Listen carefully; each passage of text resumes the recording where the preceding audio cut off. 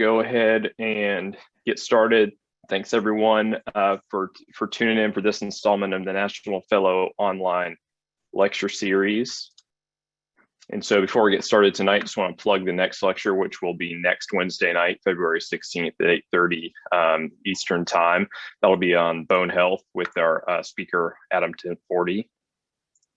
So tonight, our talk is going to be from Dr. Zach Bailowitz on rotator cuff disorders. Before we get started, I will go through some housekeeping, and I'm Robbie Bowers from Mri in Atlanta, and I'll be moderating the talk tonight.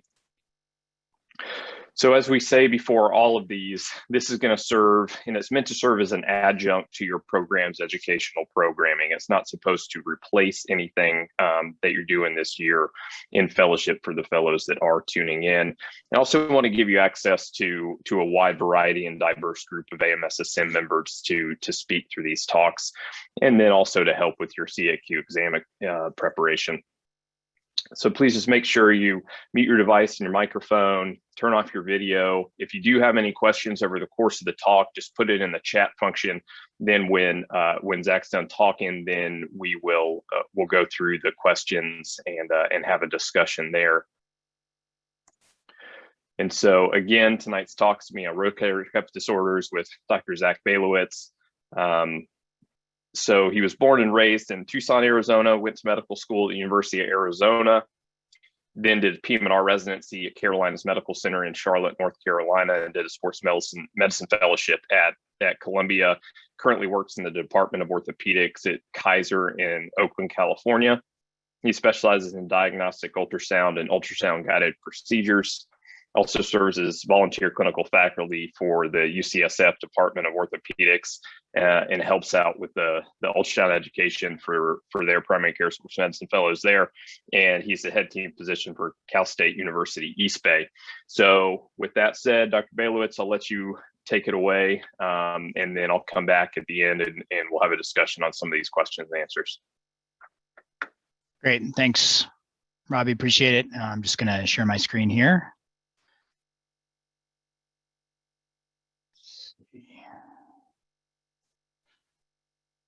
Does that look right? Yep, looks good. Okay, perfect.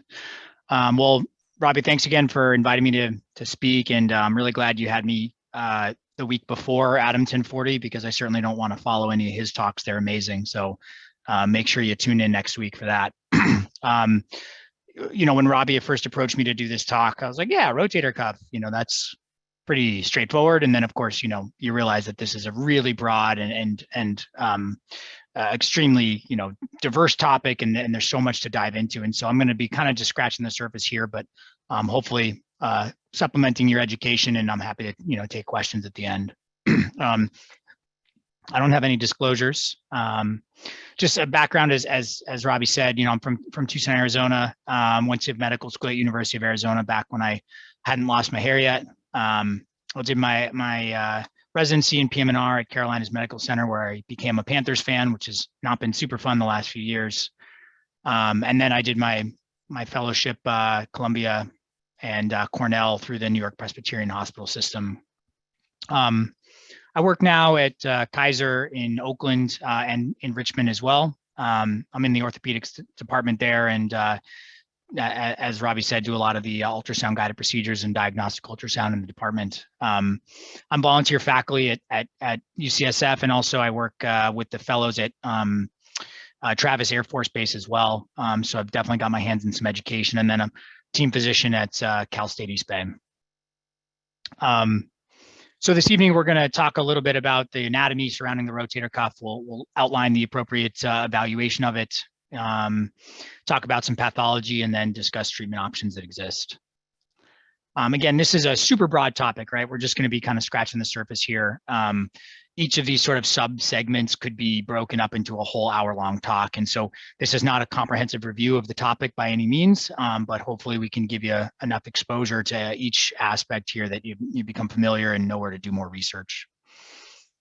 So, you know, why was this topic chosen? Well, Robbie told me to do it, so that's number one. But, it's obviously a very pertinent talk, especially as a sports medicine fellow. You're going to be seeing a lot of shoulder pain. It's the second most common cause of musculoskeletal pain.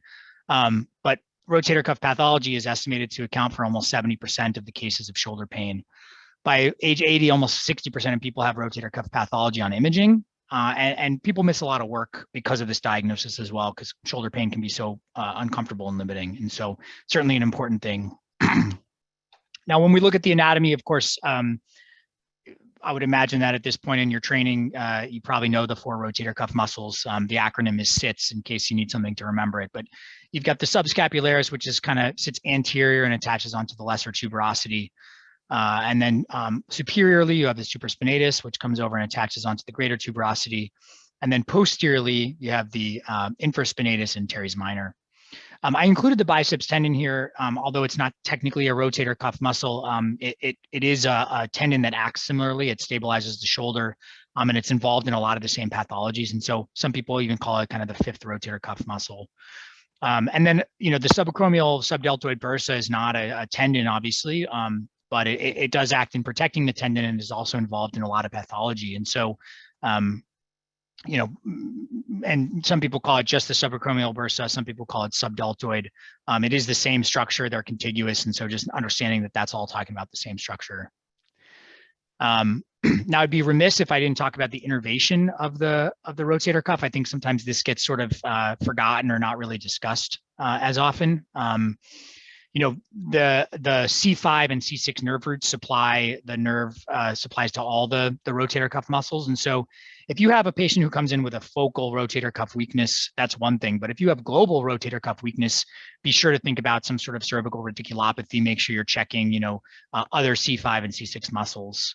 And then I wouldn't be a great representative of PM&R if I didn't have a brachial plexus picture somewhere in my chat or somewhere in my talk. And so, thinking about some sort of brachial plexus lesion as possibly causing a rotator cuff pathology. So the supraspinatus and infraspinatus both get innervation from the suprascapular nerve, which comes off the upper trunk here. And the subscapularis and teres minor both come off the posterior cord. Axillary nerve is one of the branches, and then the subscapularis is upper and lower subscap nerve. So just making sure you're keeping in mind the innervation as you think about pathology. Now, we talk about anatomy in terms of the soft tissue, but bony anatomy plays a big role as well. The acromial shape is important, especially if you look at type 1 and type 2 acromions versus type 3, which has this sort of hook at the end. And there is some research that shows that type 3 acromions do have a much much more significant increase in degenerative rotator cuff pathology. The Osachromiale is another thing that you'll see from time to time, and this is failure of the ossification center of the acromion to fuse. It's often asymptomatic, and usually there's not a relationship with the rotator cuff tear, but it can cause pain in and of itself. And so thinking about that as a potential pain generator if you see it. Now, when we dive a little deeper and look at the anatomy of the greater tuberosity, we kind of break it up into facets. And this becomes important when you're looking at it under an ultrasound to see where the tendons attach. The supraspinatus tendon, and this is all in relation to the biceps tendon, which sits sort of mostly the more anterior than the facets here. The supraspinatus tendon attaches kind of to this first 12 or so millimeters, and it's really by itself on the superior facet.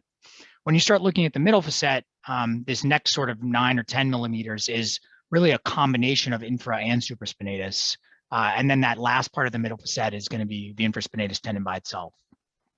And this is important when you're looking under ultrasound or on an MRI and you're seeing tears. If you want to, sort of distinguish, okay, is that tear? Where is that? Is it in the supraspinatus? It can be difficult to tell, and so you can use some measurements to see if you can figure that out. Now, in terms of the dimensions of the rotator cuff, this study they actually went and measured all the different tendons in terms of the thickness. I actually have a little issue with this because it looks to me like they measured some of the peribursal fat rather than the tendon itself. But my biggest takeaway from this study, and the reason I put it up here, is because it shows that the dominant and non-dominant arms in both males and females are the same size. Rotator cuffs tendon thickness is the same. And so if you ever have a patient where, they might have the tendon seems to narrow a bit, maybe there's some sort of bursal-sided tear or bursal-sided fraying, don't hesitate to measure the other side because it should be about the same. Now, one last slide, I think, on anatomy that's really important is this idea of the rotator interval. And I think, it's weird talking about a place between the rotator cuff, that talks about rotator cuff pathology, but in between the rotator cuff, there's a lot happening here. This is where the biceps tendon of the long head kind of becomes interarticular, and it's surrounded here as you see it enter the sort of capsule of the shoulder. It's surrounded mostly on the lateral and superior aspect by the coracohumeral ligament, and then on the medial aspect here by the superior glenohumeral ligaments. And this is important because number one, it's a great landmark on ultrasound. If you can find that rotator interval, it tells you that you're between the supraspinatus and subscap. But you can also see pathology here. Thickening here can indicate adhesive capsulitis. And it's a site for injection. There's even some data that shows that injecting into this region for frozen shoulder syndrome provides better relief than going into the joint posteriorly. This also is a site where you have the attachment of the rotator cable. The rotator cable is a thick sort of fibrous structure that connects the supraspinatus down to the bone. And it's almost like a suspension bridge. And if the rotator cable gets torn in addition to the supraspinatus, this is something where the tears have higher re-tear rates and they can show more fatty degeneration. And so it's certainly a structure to pay attention to. And you can see here on the ultrasound image, the cable sits just under the supraspinatus, and it's fairly distinct in this particular image. It doesn't always look as pretty as this, of course, but if you can try to distinguish it, that can be helpful. We all learn in med school the function of the rotator cuff, the external rotators, the internal rotators, the abductors, right? But I think the key actually of the rotator cuff is more humeral head stabilization, because if the rotator cuff muscles aren't working in concert, you're going to get improper movements of the ball in the socket. So in the coronal plane, the inferior rotator cuff balances out the superior moment of the deltoid. And in the transverse plane, the anterior cuff balances the posterior moment and vice versa. And so rotator cuff strengthening programs really should focus on, sort of the concert of rotator cuff strengthening in general, not just one particular muscle. Now, when we look at the biomechanics of the shoulder, and again, this is just a very quick overview, but one board question that comes up sometimes is how does that abduction movement happen? Well, it's usually about a 2-to-1 ratio of glenohumeral joint movement to scapulothoracic movement. So it's about 120 degrees of glenohumeral joint movement plus 60 of scapulothoracic. And even the AC joint and SC joints are moving a bit. And so if you have dysfunction in any of these locations, you may have some shoulder dysfunction that can lead to pathology. Now, importantly, the infra and teres minor depress and externally rotate the humeral head during abduction. And if you don't have that external rotation, then abduction can get a little bit more pinching under the coracohumeral arch, and this is one of the factors that leads to impingement. So how do these patients present? Certainly there are traumatic rotator cuff tears. I think the majority of the patients that we see, things are usually more insidious. You're going to get typically pain raising the arm out to the side or overhead. Some people describe pain with ADLs. You can get aching pain. Sometimes it can be sharp with certain movements. And oftentimes it's lateral and it kind of radiates to the deltoid patch. So patients will come in and will say, it kind of hurts down here. Why are you looking at my shoulder? This is where my pain is, but that's a common referral pain source or pain pattern. But if you look at some of these other patterns marked out on this diagram, you can see that people get pain even down into the hand. And I've seen this when I do injections into the tendons themselves. I get the needle into the tendon and patients say, oh man, I feel that on my finger. And we know we're not anywhere near any sort of brachial plexus or cervical nerve root, and yet people are getting pain in their hands. And so it's important to understand that these referral pain patterns can be tricky at times. I had never seen this journal before I was putting together this talk. This is the Journal of Patient Experience. And I think it's really relevant because we focus so much on the anatomy and the injections and, who needs surgery, but we forget that these are people that are experiencing this. And so, I was looking at kind of what people say, again, pain sleeping on your side, difficulty with working, a loss of identity, right? So an athlete who can't do their sport or a mechanical worker who can't do their particular job, they might feel like they're a different person. And this was, I think, the most relevant or important quote for me, which was that physical therapy exercises can be painful, which may feel unhealthy. And participants reported feeling less healthy as their days were filled with more painful activities, as well as this achy aftermath. And many patients seemed to find that pain as sort of a lack of progress, which added to the sense of futility. And so to me, the takeaway of this was making sure that we say to patients, hey, it's okay if there's a little discomfort during your exercises, and also empathizing with patients who maybe don't want to do their physical therapy because of this discomfort.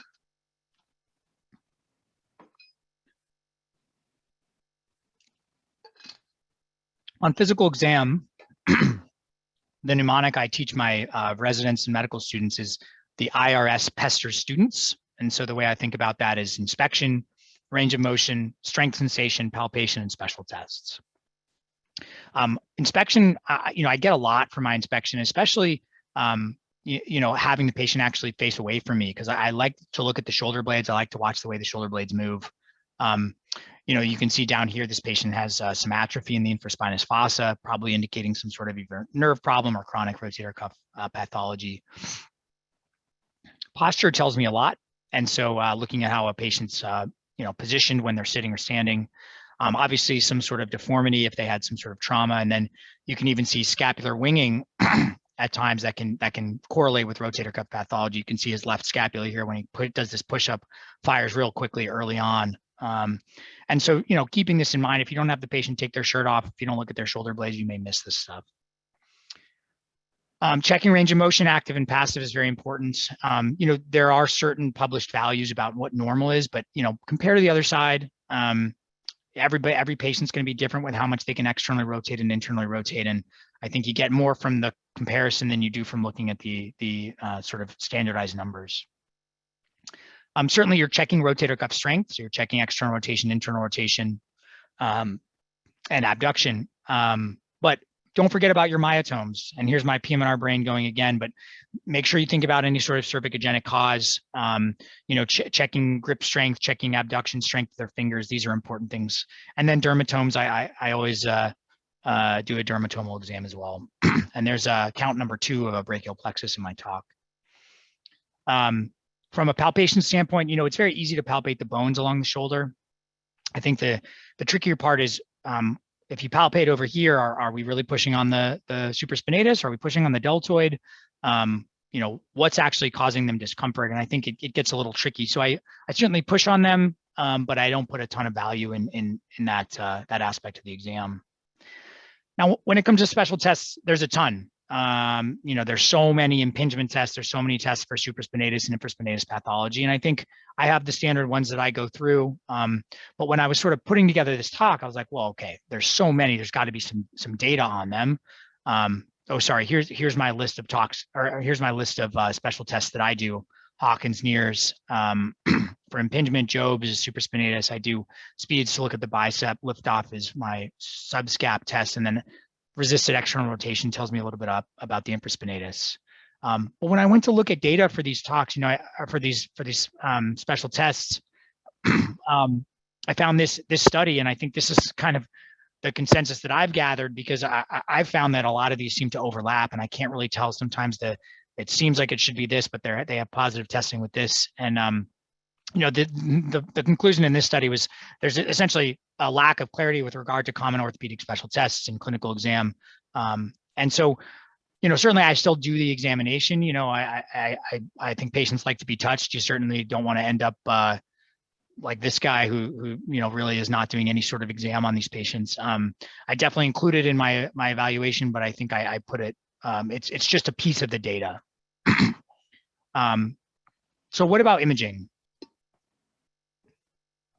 A lot of patients come in, doc, I have a rotator cuff tear, I need an MRI. And that may well be, but an X-ray can really tell us a lot. We can see this is an example of a high riding humerus here that would indicate rotator cuff pathology.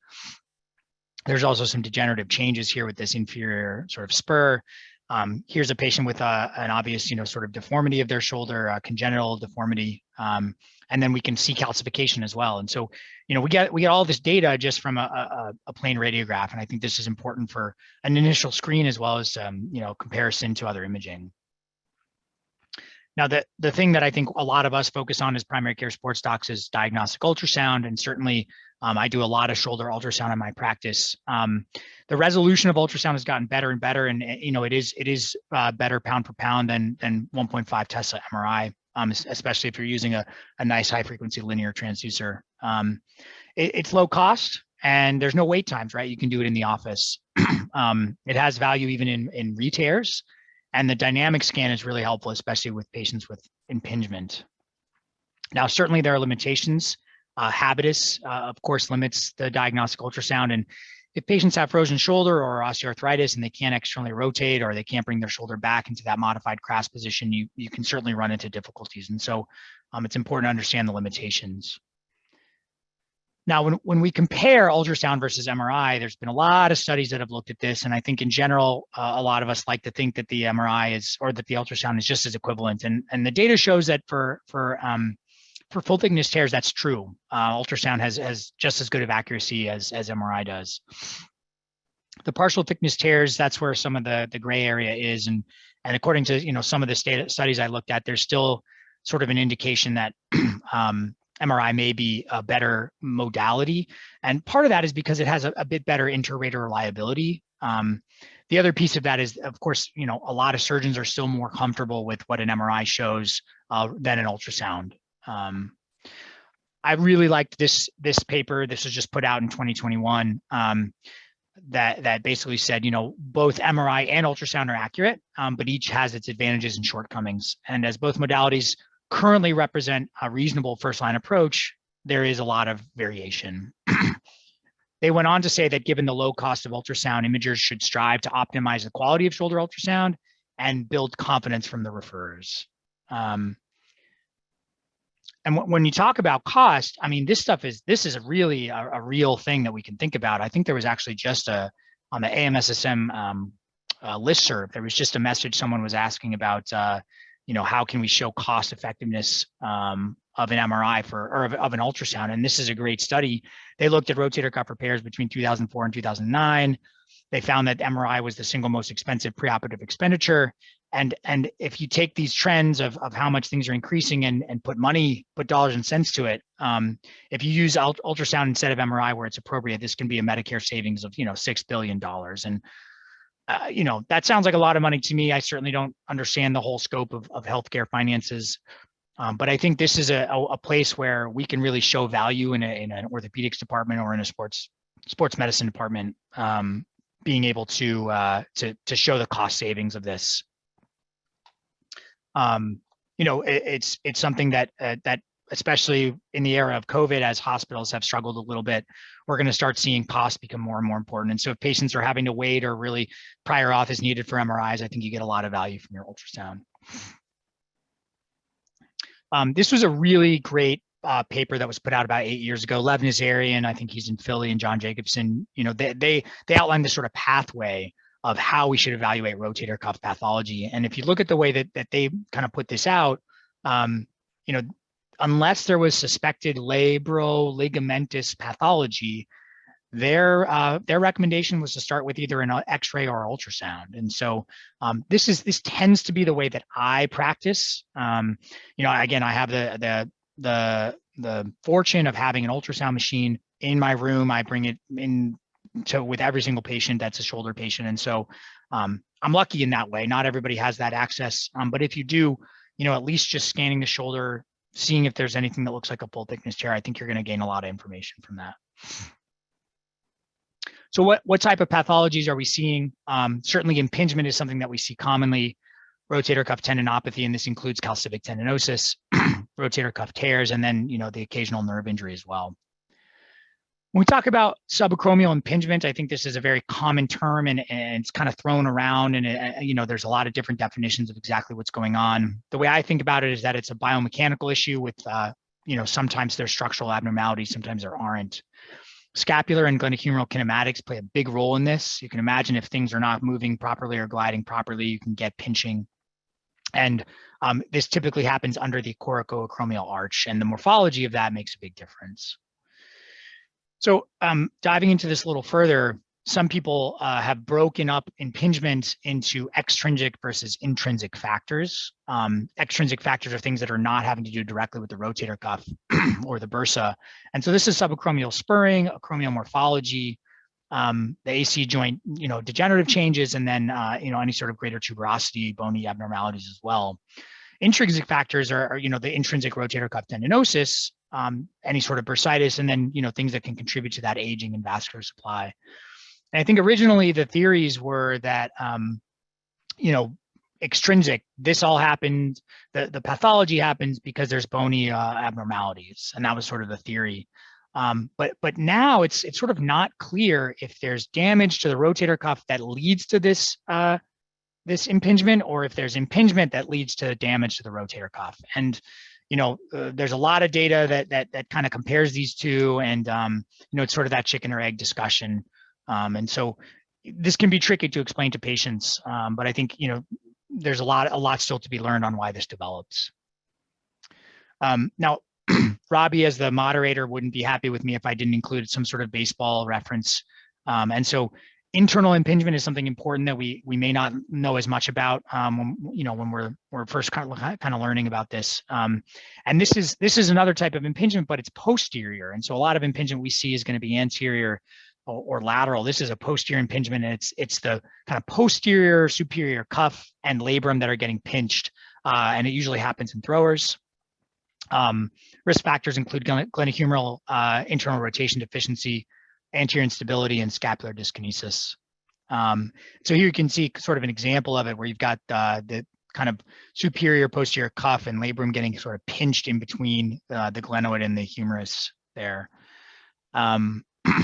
Most of the time, patients will present with this with pain in the late cocking and early acceleration phase. On exam, you might find decreased internal rotation, tenderness back there, and then anterior instability signs. And there's even a classification system that breaks this up into early, intermediate, and advanced, where advanced is something where it's bothering people with ADLs and refractory to other treatments. Imaging, you can see some bony abnormalities, and this is called a Bennett's lesion, where you have this sort of posterior exostosis here off the glenoid. You can see fraying of the labrum and articular sided rotator cuff tears on imaging. Treatment, scapular stabilization, rotator cuff strengthening exercises, and then there is operative management if we need.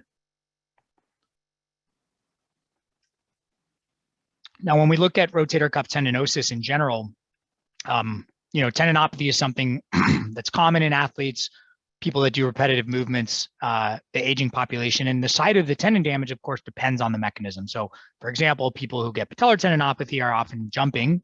Lateral epicondylosis is something that's more common in kind of your working, kind of blue collar type careers. And then, rotator cuff tendinopathy is something that we see even in the general population, but can be common in people who do a lot of overhead activities, and it increases with age. We can kind of break it up. You have, of course, acute tendon problems where you might, have a fall and you suffer a tear or some sort of contusion. And then there's, of course, the chronic kind where it's more of something that happens over time, age related. But I think it's important to think of these as a continuum. You might have some sort of acute tendon problem that wasn't treated properly that becomes chronic, and then they have this sort of chronic degeneration, and then you fall again, and then that creates an acute injury. And so these things certainly aren't in isolation, and explaining to patients that concept can be helpful. So I really like this drawing. This is from this kind of new ultrasound textbook called MSK Room that's been super valuable for me. But if you think about the rotator cuff, here's kind of a healthy, bright tendon, and over time it starts to darken. You can see so the collagen fibers just look a little less organized. The tendon's a little thick, and then over time you might start developing, some partial tearing and a little bit of increased tendinosis, and then eventually you might have a full thickness tear. And so this is the degenerative spectrum that we might see in a lot of our patients. Now, when you categorize rotator cuff tears, you think about partial versus full thickness. When we break down partial thickness tears, we can break them down into articular-sided. So this is an example of an articular-sided tear here, where it's right against the articular cartilage. Here's a bursal-sided tear. You can see it doesn't extend all the way through, and then you can even see interstitial tears where it doesn't go to the bursal or the articular side. There is a kind of newer classification system that basically for partial thickness tears says, make sure you let us know if it's 50% through the tendon or not. And so I try to describe that in my report. And then describing the location, this is an articular sided partial tear that's not at the insertion, not over here at the tuberosity, whereas this partial thickness tear is at the insertion. And then this bursal sided tear is at the insertion. And these tears down here sometimes can be called rim rent tears, or the abbreviation is PASTA, which is partial articular sided supraspinatus tendon avulsion. And so these are lesions that you can sort of describe on your ultrasound. When you look at full thickness tears, there's a lot of different classification systems that exist. I don't know that you need to memorize each one per se, at least right away, but making sure that when you're looking at the tendon, you're looking at it in two orthogonal planes with ultrasound. And then when you're looking on MRI, obviously you want to look in multiple different views to make sure you get a sense of how much of the rotator cuff tear there is.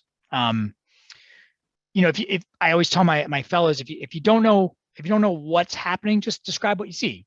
You don't have to have some fancy term, just say what you're looking at, and make sure you talk about the location, make sure you talk about the size, and for rotator cuff tears specifically, the retraction. And so, for example, this is a short axis view of a supraspinatus tear, and you can see I measured, first of all, how far is it from the biceps tendon, and then how big is the tear itself.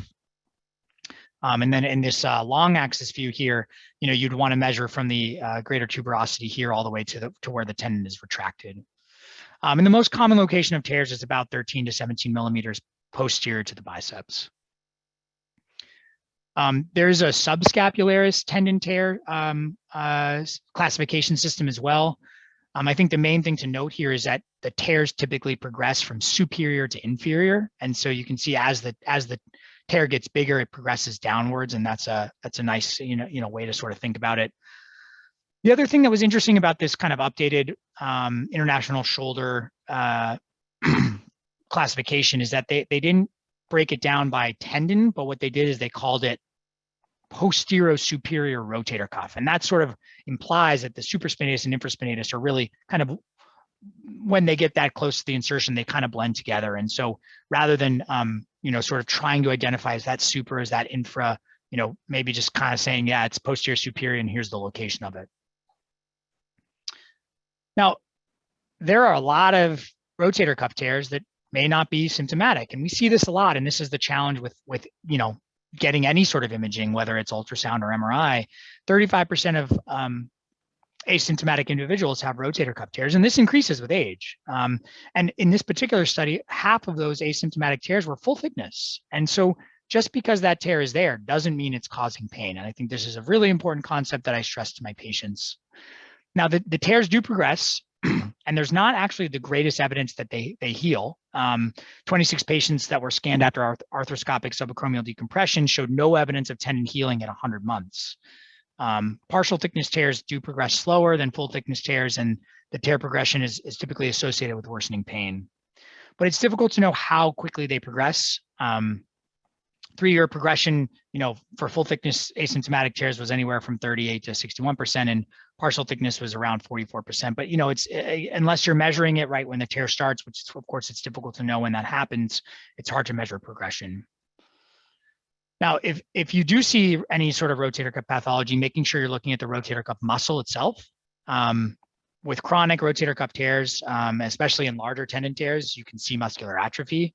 But muscular atrophy can also come with a neurologic injury. And so this is an example of, this is a big cyst here in the spinal glenoid notch, probably from a paralabral cyst. And it's causing compression on the infraspinatus, which leads to this picture here, which is infraspinous atrophy.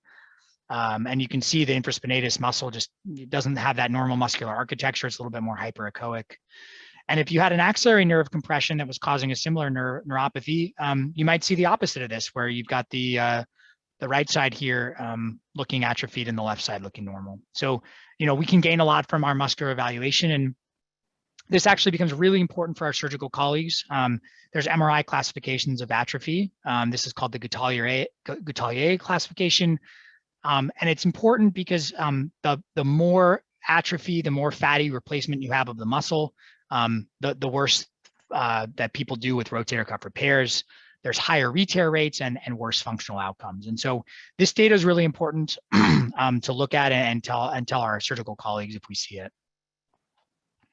Now, when we talk about how to rehab these, tendinopathy rehab has come a long way. It used to be NSAIDs and ice and rest, and now we're understanding the importance of, using our muscles and tendons appropriately, loading them appropriately, the importance of vascularization and even exercise.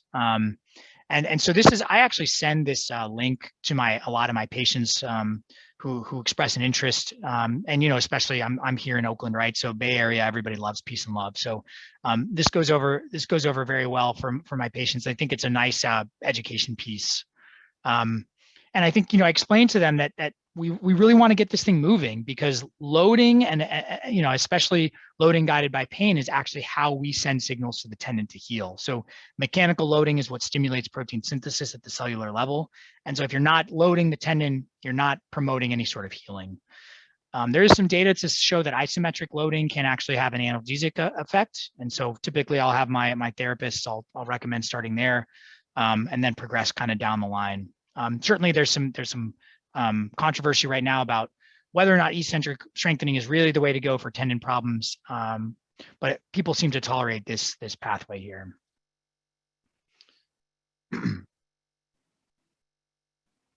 Now, exercise therapy is in general the mainstay of my initial treatment for rotator cuff pathology.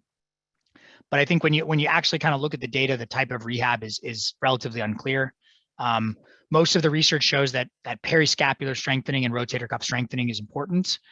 There may be some benefit from manual therapy, but there's sort of limited evidence for the passive modalities.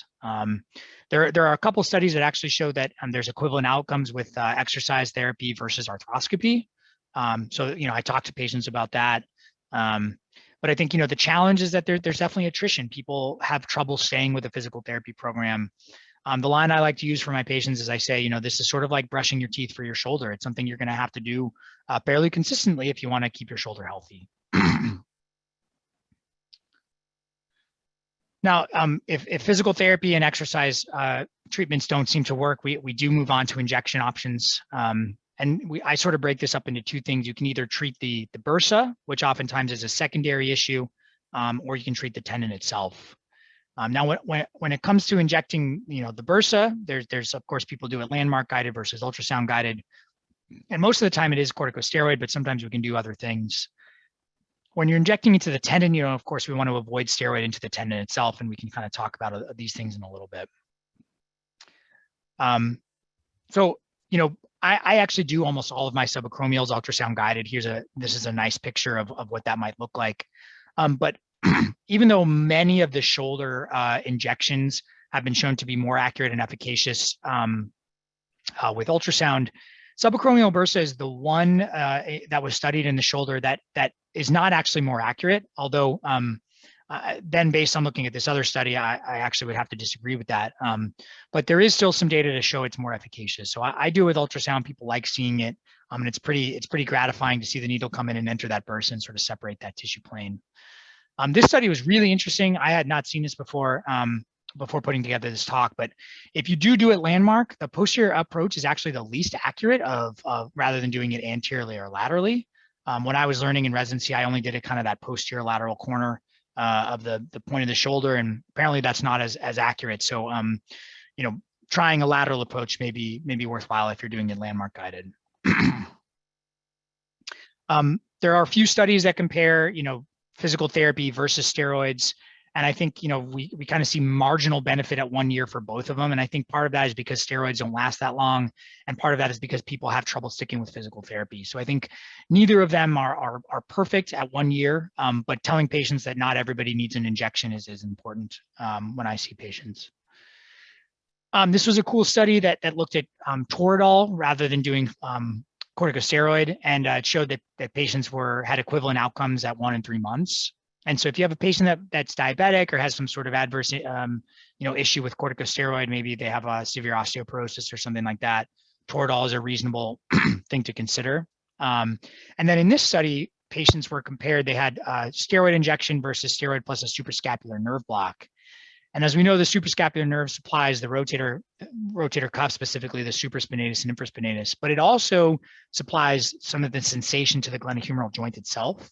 And so my suspicion is that some of these patients may have glenohumeral joint pathology in addition to the rotator cuff, and that's why they got better benefit. But it did show improvement in symptoms that outdid the corticosteroid injection into the bursa by itself.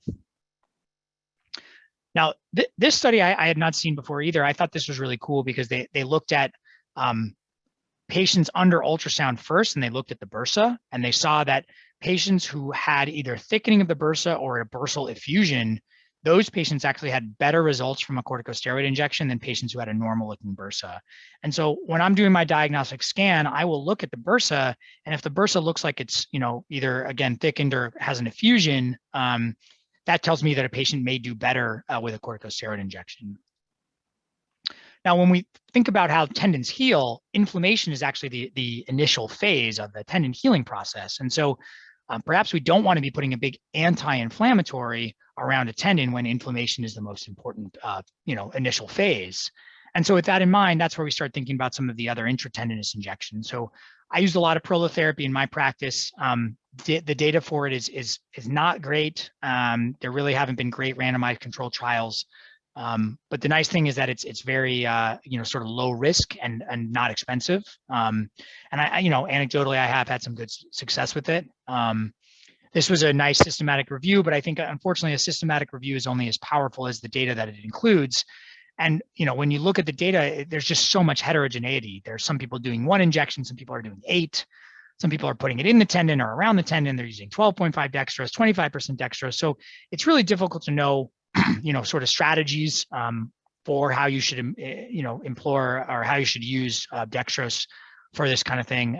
But I think it is something that I continue to use in different ways and have found some benefit. And I like it as a treatment.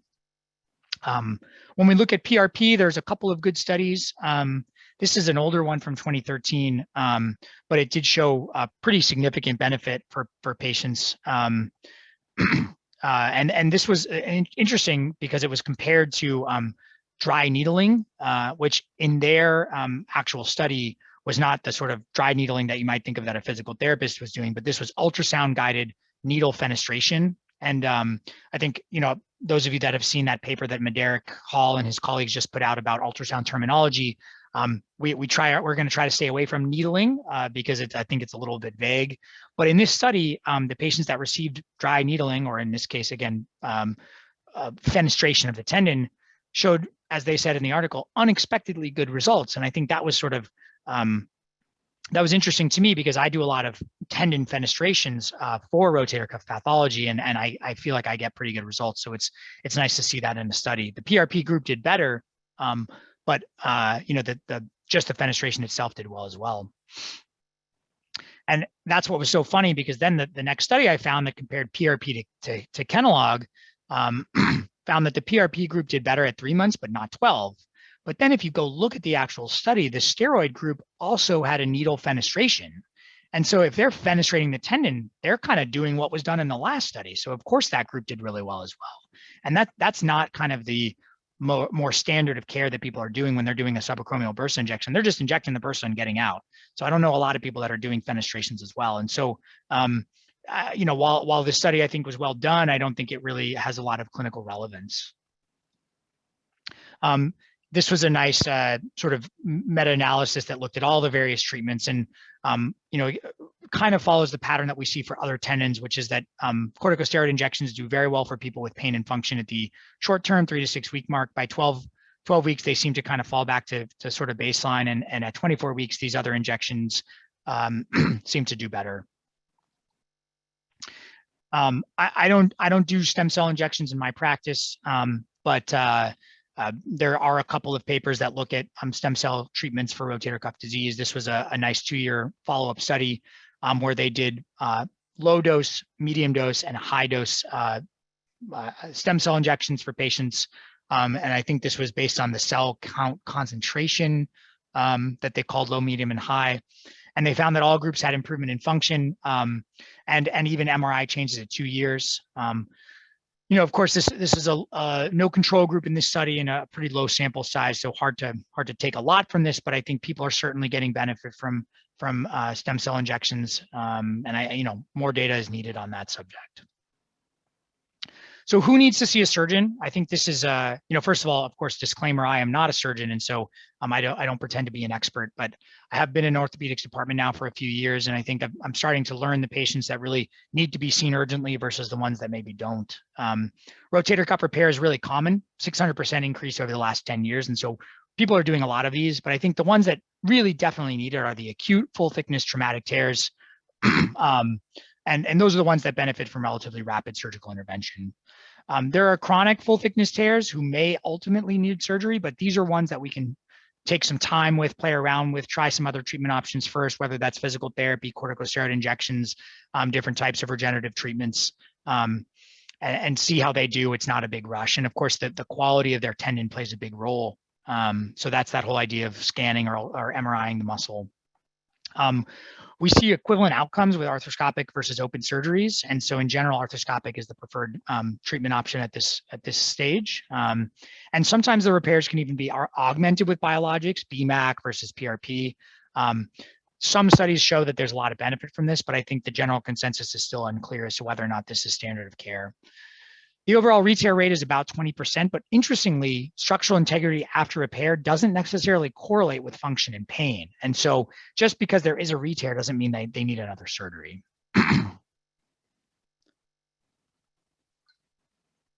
Now, there is value for primary care sports in doing an ultrasound after surgery. We can see a lot of the suture material, sometimes even better than an MRI because there's not a lot of artifact. We can take a look at the hardware here that gets put in, and it can be certainly helpful. But if you don't understand the surgical techniques, you might not understand what you're looking at. So understanding that there can be single versus double row repairs and what a suture anchor might look like. There was one study that showed that subdeltoid fluid collection correlated with early postoperative pain. So if you have a patient that's got a lot of pain immediately after a rotator cuff tear, you can scan and look for any sort of bursal thickening, bursal effusion. Now, we used to do a lot of subacromial decompressions, but this is not something that's done as much anymore. This was a nice Cochrane review from 2019 and then a big meta-analysis from 2020. And they basically showed that subacromial decompression does not prevent progression of rotator cuff tears. Re-tear rates are no better with decompression, and it doesn't provide benefit long-term for function or pain. So these are currently not recommended for the treatment of rotator cuff disease. And I think that's a pretty big shift from probably 10 or 15 years ago. One last pathology to talk about is calcific tendinosis. This is most commonly seen in the supraspinatus, but you can see it infraspinatus, subscap, I mean, really any tendon in the body. And the calcium can be sort of formed in kind of three phases. The calcific phase is sort of the most important because that's where the calcium really starts to form. You get calcium crystals depositing in the tendon, and that's mediated by chondrocytes. And then the resorptive phase, where the macrophages come and try to break down some of that calcium, that's really where most patients get their pain. And so if you have a patient that has an acute flare-up of shoulder pain, it oftentimes they're in this resorptive phase. On ultrasound, these are really nice and easy to see. And you can see the calcium in kind of multiple different phases as well. This sort of image on the right here, which is sort of the kind of less shadowing, less solid lesion, that's often more related to the resorptive phase, whereas this is the lesion on the left, that's more the formative phase. And it can cause impingement, but there's not often as much significant pain with that. So we can treat these with subacromial bursa injections, and sometimes patients will get better with that. But if patients don't improve, or if they're not a candidate, or for whatever reason, then we can do a barbatage. And so that's where we're taking a needle and actually fenestrating into the calcific region, and then injecting and aspirating kind of rapidly to use the negative pressure to kind of suck the calcium out. And so here's a nice radiograph of a calcium deposit there in the subacromial space. And you can see my needle's coming in from the right, and I'm kind of injecting and aspirating, injecting and aspirating. And if you do this enough times, you start to see calcium come back into the syringe. And if you see a lot of calcium in the syringe, you want to swap out the syringe and put a new one on and continue that process until the injectate is clear. And so here's an example of some of the calcium that you might see that ends up in the syringe. And for this particular patient, I had probably 3 or 4 of the syringes that are like this, and you can certainly get even more than that. So in conclusion, rotator cuff pathology, common cause of shoulder pain. It's a combination of intrinsic and extrinsic factors that can contribute. Conservative care can be effective. Certainly a lot of injection options exist, and surgery is often a last resort, except for in certain cases.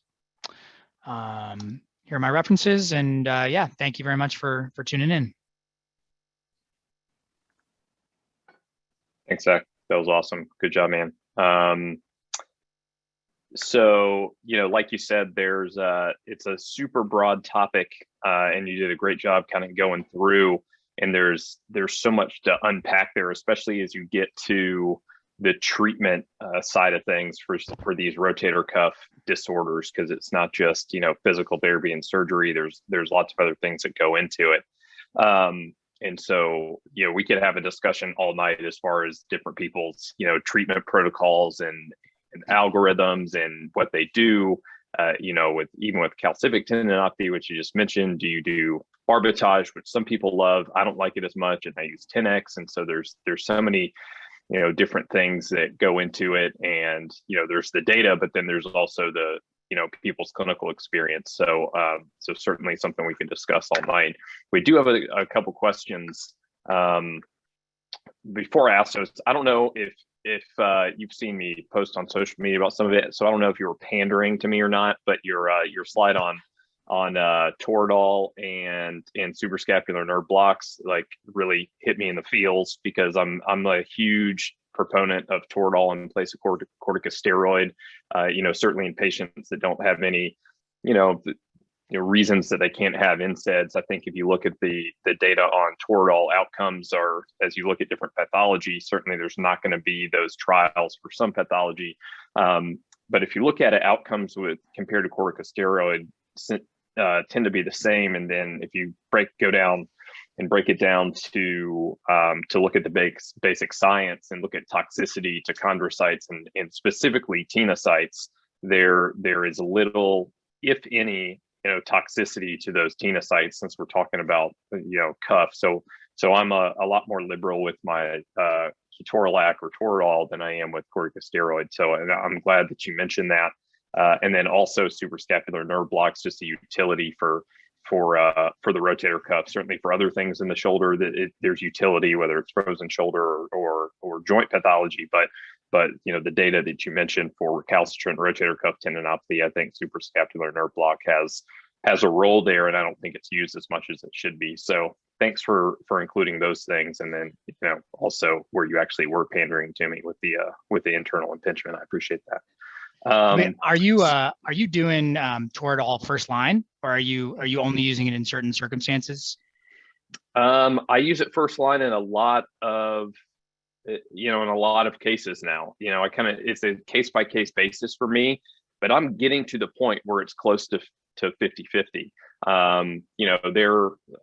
There are some trials that show it doesn't work as well as steroid, and so for those certain pathologies, I may shy away from it a bit more. But for the most part, I'm using it a lot in practice, and so that's the other thing with Toradol is that it's cheaper than corticosteroid, and there are also actually some studies out there showing that if we transitioned away from primarily corticosteroid to primarily ketorolac, the amount of healthcare dollars it would save. So it's interesting. It's just something that I think all of us should think about.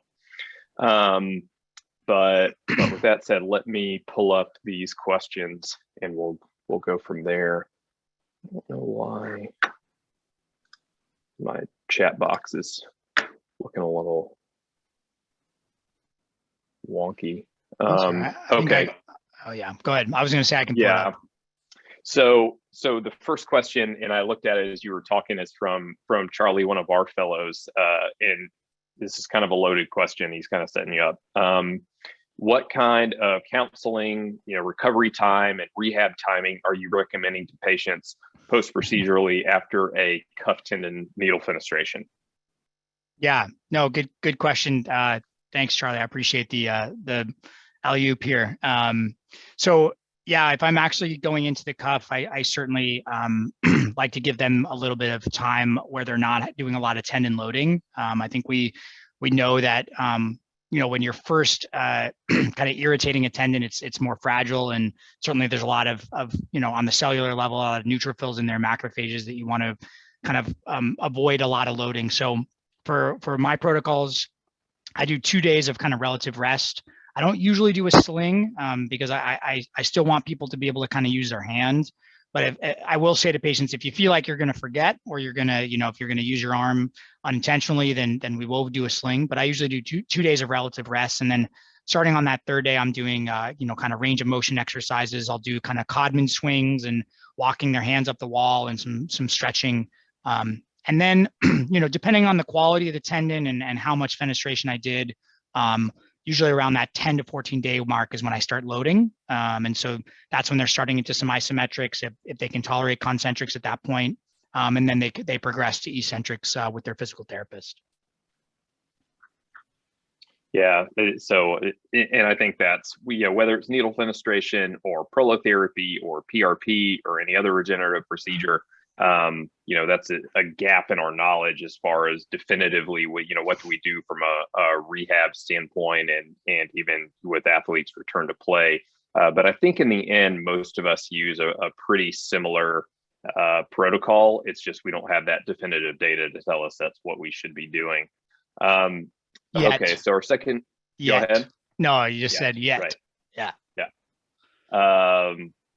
So second question, what is, and this is similar, what's your typical protocol for rotator cuff fenestration? So for example, how many like needle passes do you do? And how do you determine which patients are good candidates for it? And just specifically mention like location of pathology, tears, chronicity, those sorts of things.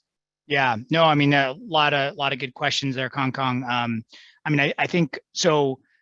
Even though I don't love the idea of doing steroid injections, I think a lot of times it can be somewhat diagnostic, at least initially, to get a sense of which patients are good candidates for that. As I saw into a lot of the data, and as I was saying, there's a lot of asymptomatic rotator cuff tears, and so I want to make sure that doing a fenestration is going to treat the pathology that's causing their pain. So I'll oftentimes do either a corticosteroid injection into the bursa or just a lidocaine only injection into the bursa to sort of prove to myself that they really are having more rotator cuff pathology than glenohumeral joint pathology.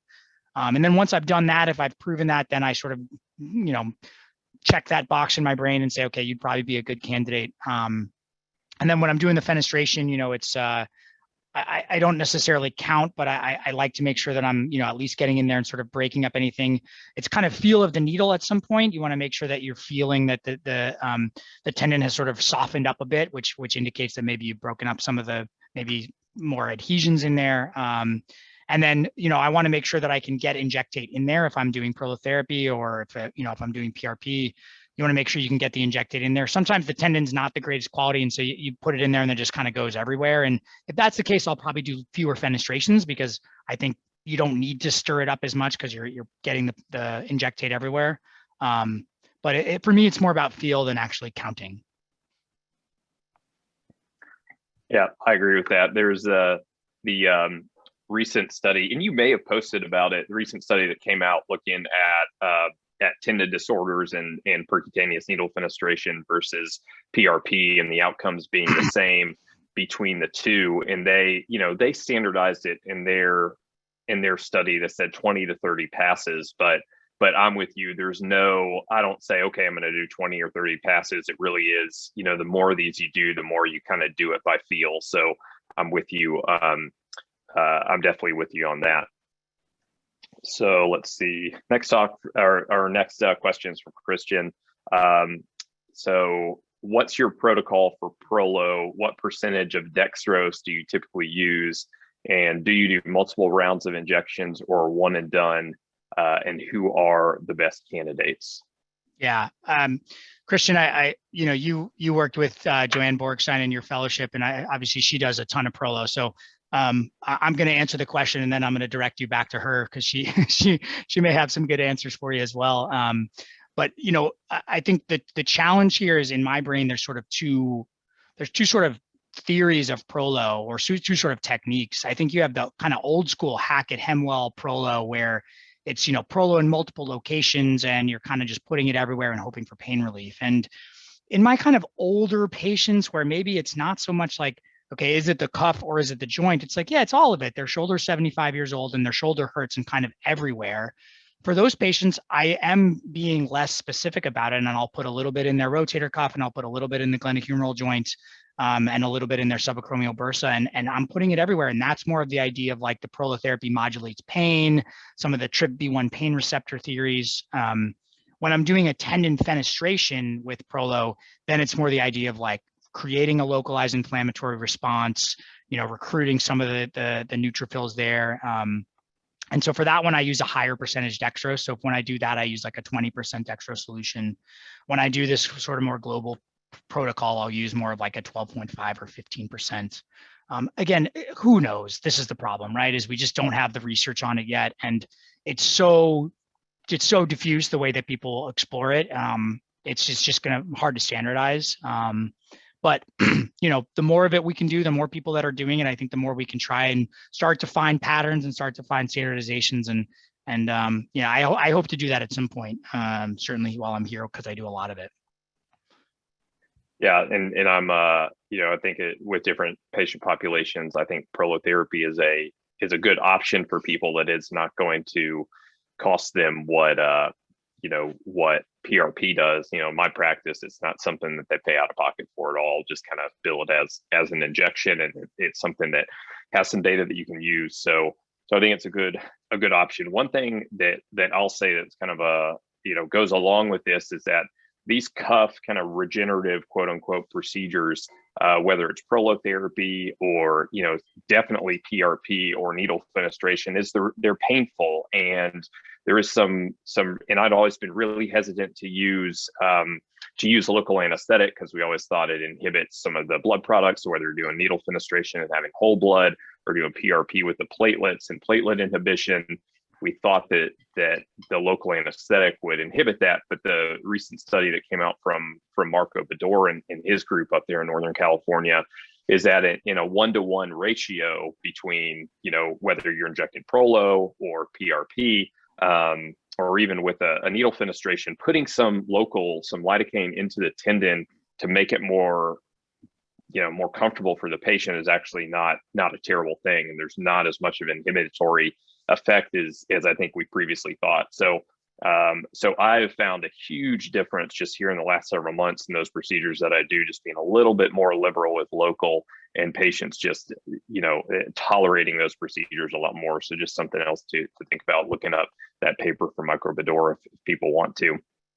I put a lot of anesthetic in the bursa, and I haven't gone as far as putting it in the tendon yet, but I found that as long as I anesthetize the bursa with enough lidocaine, I usually use 3 or 4 cc's. People seem to do pretty well. And I'm sure that once you're poking to the tendon enough, some of that lidocaine's kind of leaking in there anyways. Yep. But yeah, that paper from Bador was really great. And I think it seems to be changing the way a lot of people are practicing. So, okay. So next question here from MJ.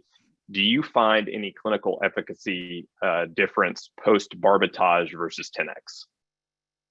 Yeah, MJ, that's a good question. I don't use 10x in my practice, and so I might let Robbie kind of take that one. The Barbatage, I seem to get good results. I think the one challenge with the Barbatage is that I do think that even if you get it perfect right in the calcific lesion and the needle doesn't come out ever until the end, you can still get some leaking of calcium into the bursa. And I think I've had a couple of patients who get a pretty significant increase in their pain temporarily from that subacromial bursitis.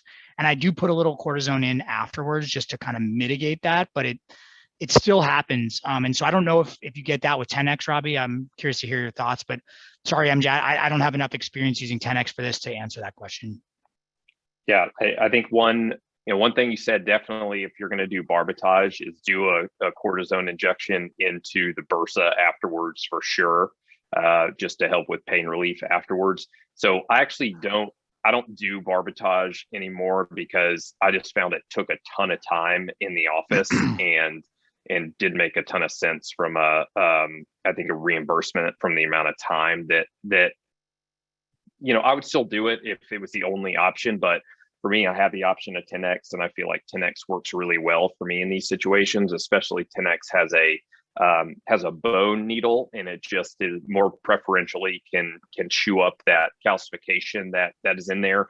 And so I use, it's called a TXB handpiece or TXB needle, and that's what I use. That's kind of my go-to for calcific tendinopathy, and I've had good outcomes with that. And people at Emory that I practice with still do Barbatage primarily and have good outcomes with that. So I think from an outcome standpoint, just anecdotally, it seems like they're pretty even. But I think just from a usage or time standpoint, that's why I go to 10X over Barbatage. But I think they're both very reasonable. And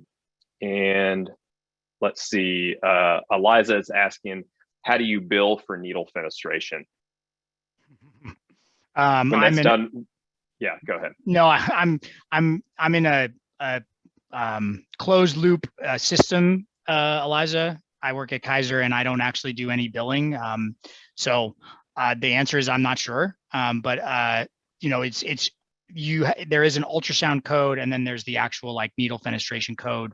Robbie, sorry, I'm worthless when it comes to those questions. Yeah. So initially, when I first started practice, I used to just bill it as a regular injection, an ultrasound guided injection.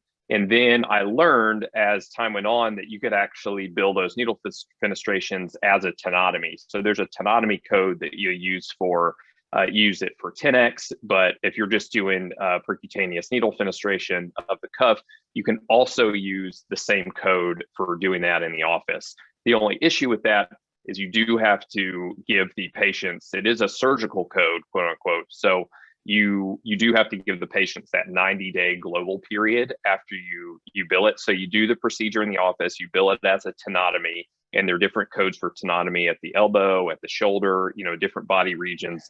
And then when you follow up with them, whether you decide to follow up a month or 6 weeks afterwards, you have to bill that follow-up visit as their 90-day global. So there's no, you don't bill it as a visit or anything like that. So, but for those needle fenestrations now, you can bill it as a tenotomy in the office, the same code that you would use for 10X in the surgery center. And so,